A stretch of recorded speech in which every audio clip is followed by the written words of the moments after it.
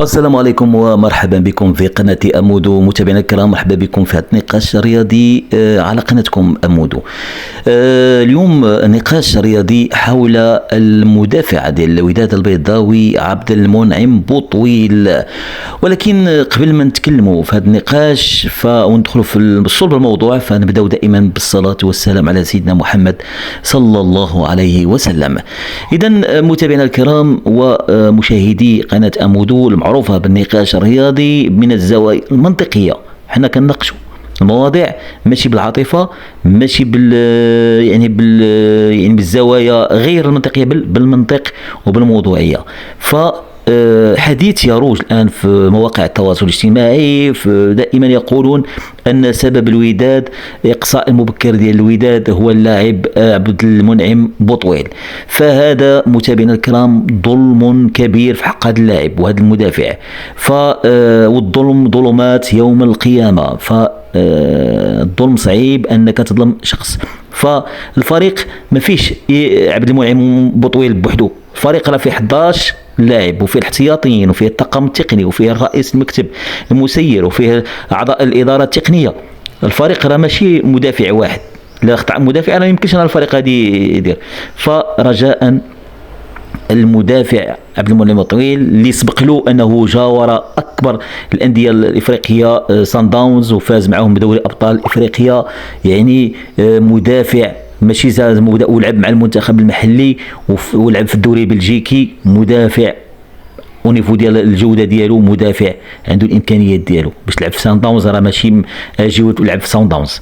فمن يروجون ان عبد المنعم بوطويل هو سبب ديال هذه المشاركه المتواضعه ديال الوداد في مونديال الانديه، فهو انسان ظالم. نكونوا واقعيين متابعينا الكرام، فالوداد يفتقر إلى مشروع رياضي مهيكل باش نكونوا واقعيين. ومن يحمل المسؤولية ديال هذه المشاركة المتواضعة لبوطويل فهو ما كيقولش الواقع.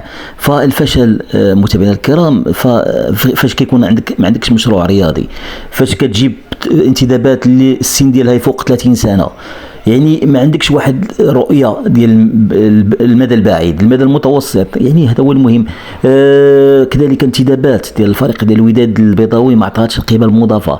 شفنا التغييرات ديال بن هاشم ما عطاتش هذيك القيمة المضافة في المسار ديال المباراة، يعني ما غيرتش المباراة لصالح الوداد، ما عطاتش هذيك كما نقولوا هذيك الدفعة المعنوية والتقنية والبدنية للفريق. فالوداد البيضاوي المشاركة ديالو في المونديال كتبقى درس يجب أن نستفيد منه، وكذلك يجب إعادة ترتيب الأوراق.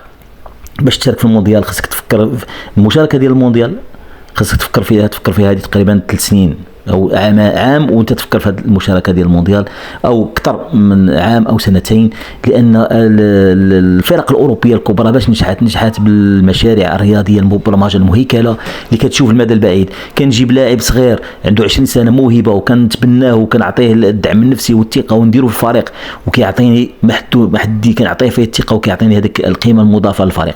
فالوداد البيضاوي كذلك الكوتشينغ ديال امين بن هاشم فيه نقاش كبير بزاف.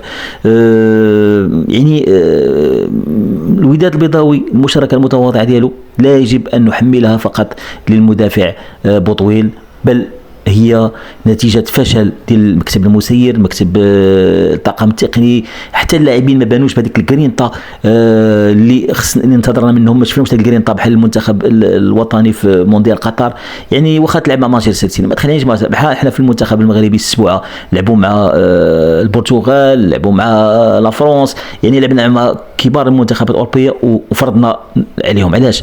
بالاراده. الاراده راه تعطيك وعطيك ما تبقاش تماك لاعب هذا عنده قيمه تسويقيه ديالو. الاراده والعزيمه والجرينطا كتحيد هذاك الفوارق الماليه وتقول هذا اسم فلان وهذاك اللاعب الفلاني ولا لا. الاراده كتخليك انك تفوز على من تخاله يعني هو الأقوى. فنتمنى أن هذا النقاش الرياضي اليوم يعني الفشل يجب إعادة ترتيب الأوراق، يجب إعادة النظر في الانتدابات، كذلك خص متوسط الأعمار ديال الفريق ما يقلش على 24-25، فهذا هو الهدف. وكذلك خصنا نلعبوا على الجانب الذهني ديال اللاعبين، فاش نشاركوا في هذه المسابقات العالمية خص تكون عندنا واحد استعداد ذهني، ما تكونش عندنا هذيك مركب نقص أننا غنلعب مع فريق بقيمة كذا وكذا. بالألعاب نآمن بالإمكانيات ديالي ونآمن بندير الثقة في الفريق ديالي، هذا هو الأساس متابعينا الكرام. فهذا النقاش فقط باش كجواب على بعض من يحملون مسؤولية هذا الفشل إلى بوطويل. ونتمنى أن المباراة الثالثة أمام العين الإماراتي تكون مباراة للتصالح مع الجماهير الودادية والجماهير المغربية. ونتمنى أن بالمناسبة كنتمنى الشفاء لبن هاشم بالحادثة اللي وقعت له، هو الطبيب هيفتي، نتمنى لهم السلامة والصحة الجيدة والحمد لله على سلامتهم. ونتمنى دائما احنا في النقاشات الرياضية كنناقشوا نطرحوا الآراء ديالنا. فعلا الآراء يعني في النقاش ما يمكنش أننا كلنا سنجتمع على رأي واحد، لا ضروري أن يكون اختلاف، فهذه سنة الحياة.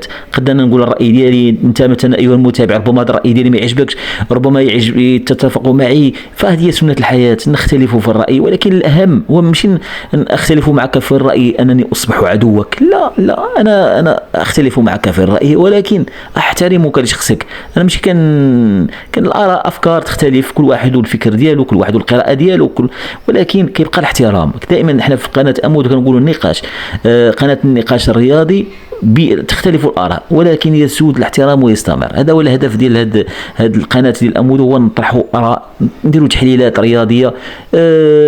احنا لا نمس بالأشخاص بل نناقش الأفكار، نناقش التدبير الرياضي. فهذا ما يجب أن يكون عليه النقاش الرياضي السليم، النقاش الرياضي المثمر، النقاش الرياضي اللي يعطينا ثمار وتوصيات ويعطينا. فالنقاش هو الذي يناقش ويحترم الرأي الآخر ولا يقصي الرأي الآخر. هناك للأسف الشديد أقول البعض، هناك من يقصي الرأي الآخر بتاتا، ما يسمعش الرأي الآخر نهائيا. لا، احنا مع الرأي والرأي الآخر. إذن متابعينا الكرام، نتمنى الوداد في المباراة الثالثة أمام العين الإماراتي أنهم يعطيوا واحد المباراة مشرفة لكرة القدم الوطنية، وكذلك كهدية ختامها مسك كما يقال، عبارة عن هدية تهدى إلى الجماهير الودادية اللي صراحة ترفع له القبعة في المونديال الأندية وأشادت بها كبريات الصحف العالمية. فأتمنى وتوفيق لكل الأندية الوطنية والوداد البيضاوي. شكرا كثيرا على التتبع ديالكم هذا النقاش. تلقوا في نقاش جديد، والسلام عليكم ورحمة الله تعالى وبركاته.